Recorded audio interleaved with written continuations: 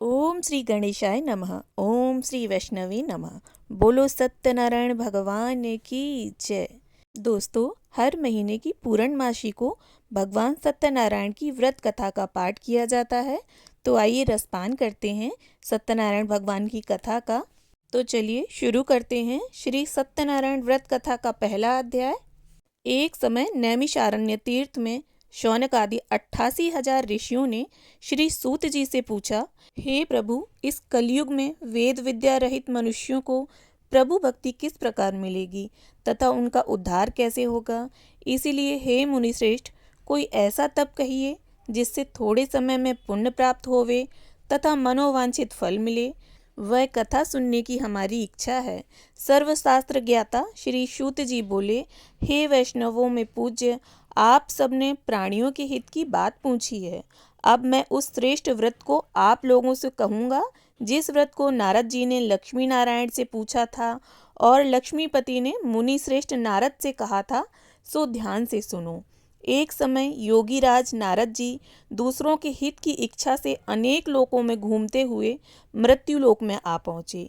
यहाँ अनेक योनियों में जन्मे हुए प्रायः सभी मनुष्यों को अपने कर्मों द्वारा अनेकों दुखों से पीड़ित देखकर सोचा, किस यत्न के करने से निश्चय ही प्राणियों के दुखों का नाश हो सकेगा। ऐसा मन में सोचकर विष्णु लोक को गए।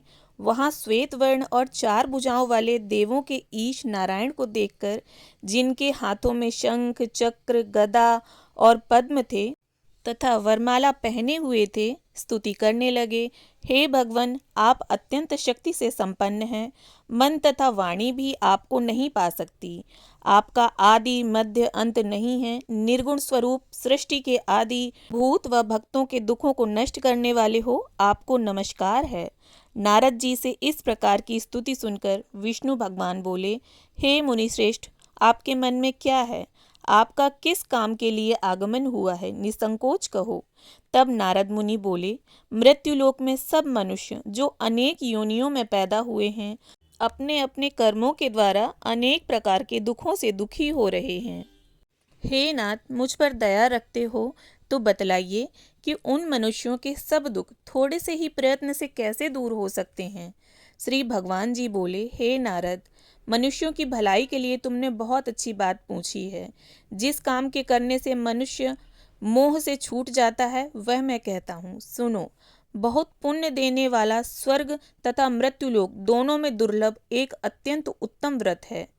आज मैं प्रेमवश होकर तुमसे कहता हूँ, सत्यनारायण का यह व्रत अच्छी तरह विधि पूर्वक करके मनुष्य आयु पर्यंत यहाँ सुख भोग कर मरने पर मोक्ष को प्राप्त होता है।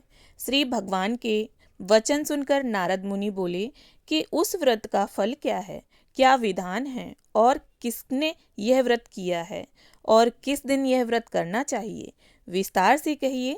भगवान बोले, दुख शोक आदि को दूर करने वाला, धन धान्य को बढ़ाने वाला, सौभाग्य तथा संतान को देने वाला, यह व्रत सब स्थानों पर विजयी करने वाला है। भक्ति और श्रद्धा के साथ किसी भी दिन मनुष्य श्री सत्यनारायण की प्रातःकाल के समय ब्राह्मणों और बंधुओं के साथ धर्मपरायण होकर पूजा करे। भक्ति भाव से नैवेद्य, केले का फल, घी, दूध और गेहूं का चूर्ण सवाया लेवे। गेहूं के अभाव में साठी का चूर्ण, शक्कर तथा गुड़ ले और सब भक्षण योग्य पदार्थ जमा करा के भगवान को अर्पण कर देवे तथा बंधुओं सहित ब्राह्मण को भोजन करावे। पश्चात स्वयं भोजन करे। नृत्य गीत आदि का आचरण कर सत्यनारायण भगवान का स्मरण करते हुए समय व्यतीत करे। इस तरह व्रत करने पर मनुष्यों की इच्छा निश्चय पूर्ण होती है। विशेषकर कली काल में भूमि पर यही मोक्ष का सरल उपाय है। इसी के साथ श्री सत्यनारायण व्रत कथा का प्रथम अध्याय संपूर्ण हुआ। श्रीमन्नारायण नारायण हरि हरि, भजमन नारायण नारायण हरि हरि। अब शुरू करते हैं श्री सत्यनारायण कथा का दूसरा अध्याय। सूत जी बोले, हे ऋषियों, जिसने पहले समय में इस व्रत को किया है उसका इतिहास कहता हूँ, ध्यान से सुनो। सुंदर काशीपुर नगरी में एक अत्यंत निर्धन ब्राह्मण रहता था। वह भूख और प्यास से बेचैन हुआ नित्य पृथ्वी पर घूमता था। ब्राह्मणों से प्रेम करने वाले भगवान ने ब्राह्मण को दुखी देखकर बूढ़े ब्राह्मण का रूप धारण कर उसके पास जाकर आदर के साथ पूछा, हे विप्र, नित्य दुखी हुआ पृथ्वी पर क्यों घूमता है? हे श्रेष्ठ ब्राह्मण, यह सब मुझसे कहो, मैं सुनना चाहता हूँ। ब्राह्मण बोला, मैं निर्धन ब्राह्मण हूँ, भिक्षा के लिए पृथ्वी पर फिरता हूँ। हे भगवान, यदि आप इसका उपाय जानते हो तो कृपा कर कहो। वृद्ध ब्राह्मण बोला कि सत्यनारायण भगवान मनवांछित फल देने वाले हैं, इसीलिए हे ब्राह्मण, तू उनका पूजन कर, जिसके करने से मनुष्य सब दुखों से मुक्त होता है। ब्राह्मण को व्रत का सारा विधान बतलाकर बूढ़े ब्राह्मण का रूप धारण करने वाले सत्यनारायण भगवान अंतर्ध्यान हो गए। जिस व्रत को वृद्ध ब्राह्मण ने बतलाया है, मैं उसको करूँगा। यह निश्चय करने पर उसे रात में नींद भी नहीं आई। वह सवेरे उठकर सत्यनारायण के व्रत का निश्चय कर भिक्षा के लिए चला। उसको भिक्षा में बहुत धन मिला, जिससे बंधु बांधवों के साथ उसने सत्यनारायण का व्रत किया। इसके करने से वह ब्राह्मण सब दुखों से छूटकर अनेक प्रकार की संपत्तियों से युक्त हुआ। उस समय से वह ब्राह्मण हर मास व्रत करने लगा। इस तरह सत्यनारायण भगवान के व्रत को जो करेगा वह मनुष्य सब दुखों से छूट जाएगा। इस तरह नारद जी से नारायण का कहा हुआ यह व्रत मैंने तुमसे कहा। हे विप्रो, मैं अब और क्या कहूँ? ऋषि बोले, हे मुनीश्वर, संसार में इस ब्राह्मण से सुनकर किस किस ने इस व्रत को किया, हम सब यह सुनना चाहते हैं। इसके लिए हमारे मन में श्रद्धा है। सूत जी बोले, हे मुनियों, जिस जिसने इस व्रत को किया है वह सब सुनो।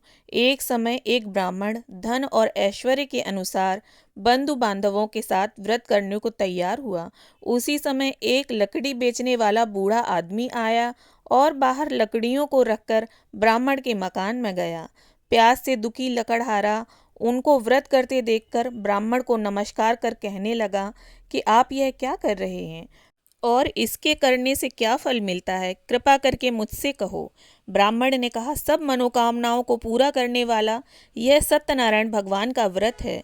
इसकी ही कृपा से मेरे यहाँ धन धान्य आदि की वृद्धि हुई है।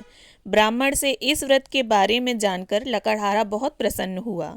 चरणामृत ले और प्रसाद खाने के बाद अपने घर को गया।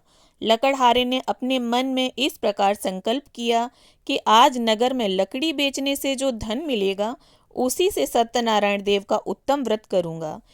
यह मन में विचार कर वह बूढ़ा आदमी लकड़ियां अपने सिर पर रखकर जिस नगर में धनवान लोग रहते थे वह ऐसे सुंदर नगर में गया। उस रोज वहां उसे उन लकड़ियों का दाम पहले दिनों से चौगुना मिला। तब वह बूढ़ा लकड़हारा दाम ले और अति प्रसन्न होकर पके केले की पुली, शक्कर, घी, दूध, दही और गेहूं का आटा इत्यादि सत्यनारायण भगवान के व्रत की कुल सामग्रियों को लेकर अपने घर गया।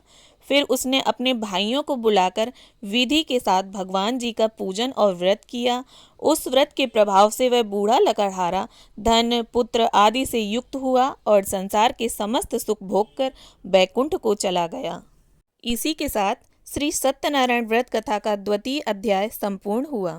श्रीमन्नारायण नारायण हरि हरि, भजमन नारायण नारायण हरि हरि। अब शुरू करते हैं श्री सत्यनारायण व्रत कथा का तीसरा अध्याय। सूत जी बोले, हे श्रेष्ठ मुनियों, अब आगे की कथा कहता हूँ, सुनो। पहले समय में उल्कामुख नाम का एक बुद्धिमान राजा था।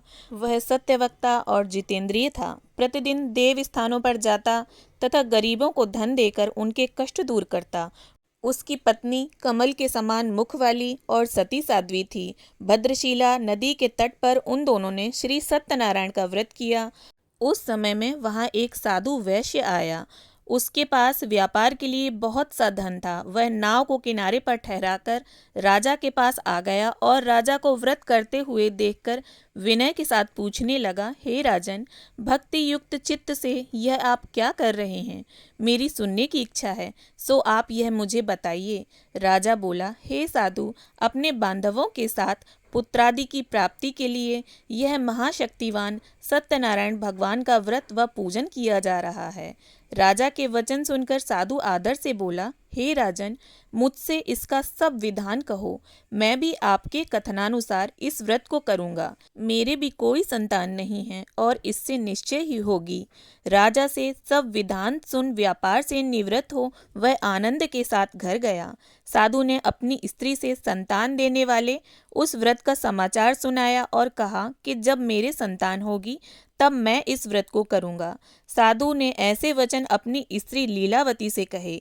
एक दिन उसकी स्त्री लीलावती पति के साथ आनंदित हो सांसारिक धर्म में प्रवृत्त होकर सत्यनारायण भगवान की कृपा से गर्भवती हो गई तथा 10वें महीने में उसके एक सुंदर कन्या का जन्म हुआ।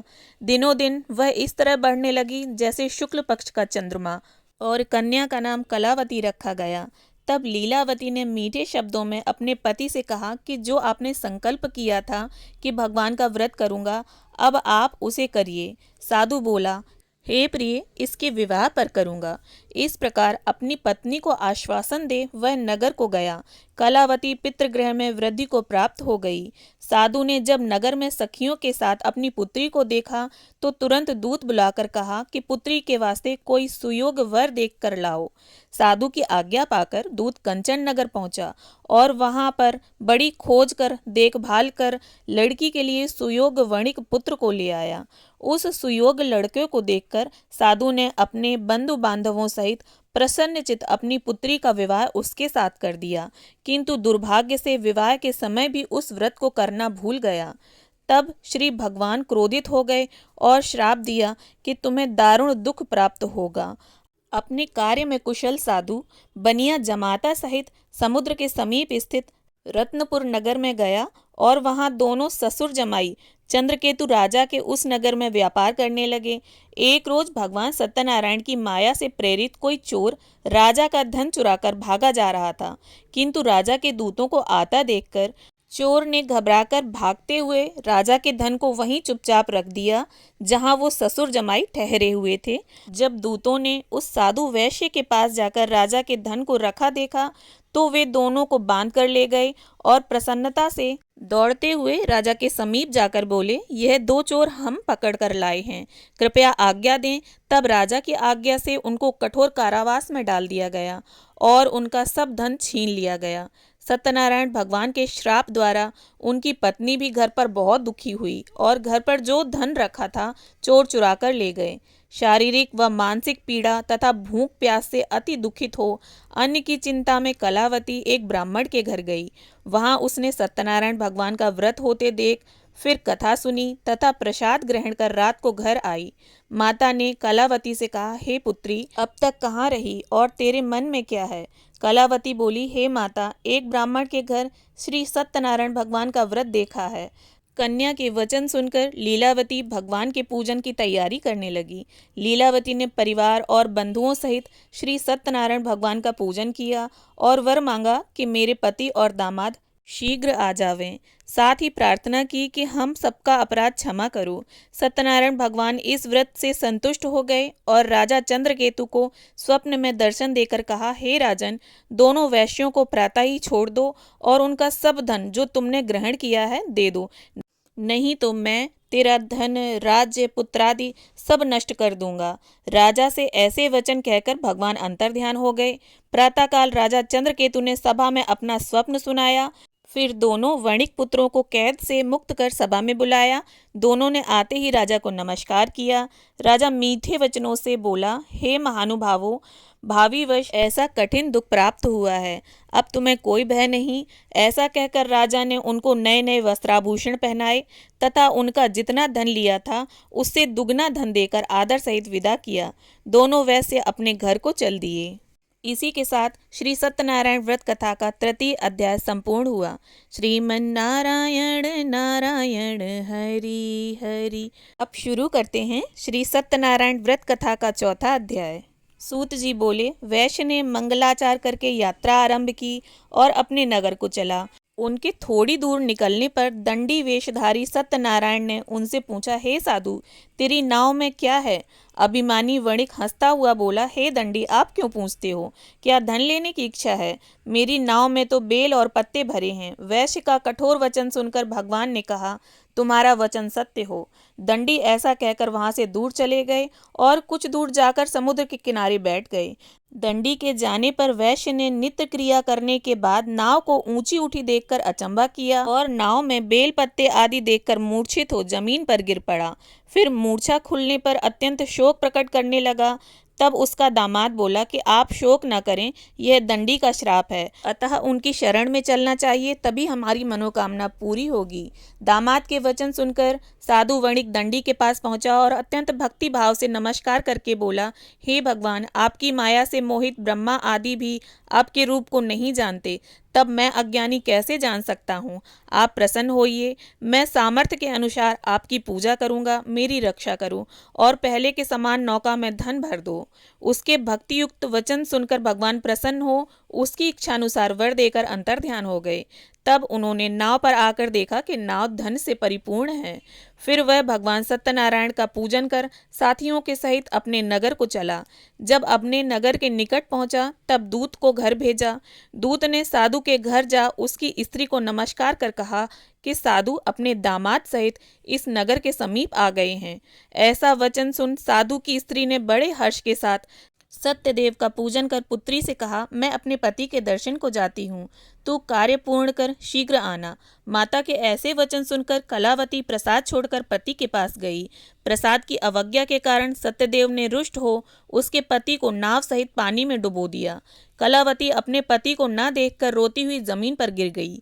इस तरह नौका को डूबा हुआ तथा कन्या को रोता हुआ देख साधु दुखित हो बोला, हे प्रभु, मुझसे या मेरे परिवार से जो भूल हुई है उसे क्षमा करो। उसके दीन वचन सुनकर सत्यदेव प्रसन्न हो गए और आकाशवाणी हुई, हे साधु, तेरी कन्या मेरे प्रसाद को छोड़कर आई है, इसीलिए इसका पति अदृश्य हुआ है। यदि वह घर जाकर प्रसाद खाकर लौटे तो इसे पति अवश्य मिलेगा। ऐसी आकाशवाणी सुनकर कलावती ने घर पहुंचकर प्रसाद खाया, फिर आकर पति के दर्शन किए। तत्पश्चात साधु ने बंधु बांधवों सहित सत्यदेव का विधि पूर्वक पूजन किया। उस दिन से वह प्रत्येक पूर्णिमा को सत्यनारायण भगवान का पूजन एवं कथा करने लगा। फिर इस लोक को सुख भोग कर अंत में स्वर्ग लोक को गया। इसी के साथ श्री सत्यनारायण व्रत कथा का चौथा अध्याय संपूर्ण हुआ। श्रीमन्नारायण नारायण हरि हरि। अब शुरू करते हैं श्री सत्यनारायण व्रत कथा का पांचवा और अंतिम अध्याय। सूत जी बोले, हे ऋषियों, मैं और भी एक कथा कहता हूँ, सुनो। प्रजा पालन में लीन तुंगध्वज नाम का एक राजा था। उसने भी भगवान का प्रसाद त्याग कर बहुत दुख पाया। एक समय वन में जाकर वन्य पशुओं को मारकर बड़ के नीचे आया। वहां उसने ग्वालों को भक्ति भाव से बांधवों सहित सत्यनारायण का पूजन करते देखा। राजा देखकर भी अभिमानवश वहां नहीं गया और ना ही नमस्कार किया। जब ग्वालों ने भगवान का प्रसाद उसके सामने रखा तो वह प्रसाद को त्याग कर अपनी सुंदर नगरी को चला। वहीं उसने अपना सब कुछ नष्ट पाया तो वह जान गया कि यह सब भगवान ने किया है। तब वह विश्वास कर ग्वालों के समीप गया और विधि पूर्वक पूजन कर प्रसाद खाया तो सत्यदेव की कृपा से पहले जैसा था वैसा ही हो गया। फिर दीर्घ काल तक सुख भोग कर मरने पर स्वर्ग लोक को गया। जो मनुष्य इस परम दुर्लभ व्रत को करेगा, भगवान की कृपा से उसे धन धान्य की प्राप्ति होगी तथा सब मनोरथ पूर्ण होकर अंत में बैकुंठ धाम को जाएगा। जिन्होंने पहले इस व्रत को किया, अब उनके दूसरे जन्म की कथा कहता हूँ। वृद्ध सतानंद ब्राह्मण ने सुदामा का जन्म लेकर मोक्ष को पाया। उल्कामुख नाम का राजा दशरथ होकर बैकुंठ को प्राप्त हुआ। साधु नाम के वैश्य ने मौरध्वज बनकर अपने पुत्र को आरे से चीरकर मोक्ष को प्राप्त किया। महाराज तुंगध्वज ने स्वयं भू होकर भगवान में भक्ति युक्त कर्म कर मोक्ष प्राप्त किया। इति श्री सत्यनारायण व्रत कथायाम संपूर्णम। बोलिए सत्यनारायण भगवान की जय।